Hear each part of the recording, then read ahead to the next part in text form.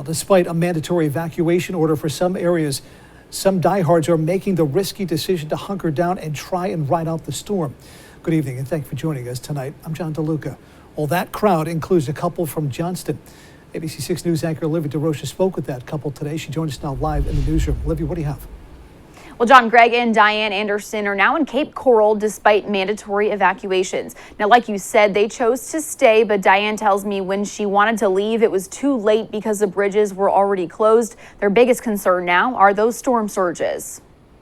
While millions of Floridians have evacuated the warpath of Hurricane Ian, some, like Johnston residents Greg and Diane Anderson, now hunkering down in their Cape Coral home despite mandatory evacuations. I should have left and didn't listen to my husband.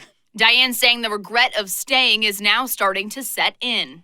Many, like the Andersons, feeling the impacts of Ian hours before it made landfall, losing power early Tuesday morning, unable to use Wi-Fi to show their face on this call.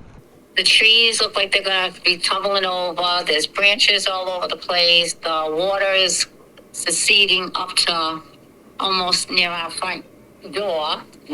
Yeah, look at it, the rock. But the Andersons are not the only ones who stayed. A few miles north, Trey Green from Smithfield is waiting out the storm in his home outside of Tampa, feeling more confident about his decision, especially after the storm veered its course. This is a back patio. You can see the wind's blowing a little bit, but like I said, there was furniture out there. We just moved it away from the glass patio. When Hurricane Andrew slammed South Florida in 1992, the state had more than 400 differing building codes that were inconsistent and all not up to date.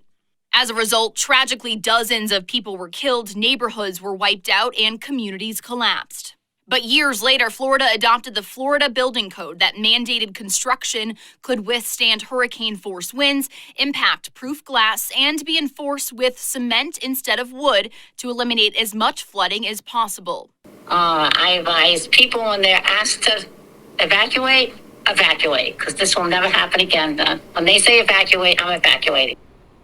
Florida is now on its 7th edition of the Building Code, and it is updated every 3 years. The next time it will be updated will be 2023, and it's certain Hurricane Ian will impact those new rules. In the newsroom, I'm Olivia DeRocha, ABC 6 News.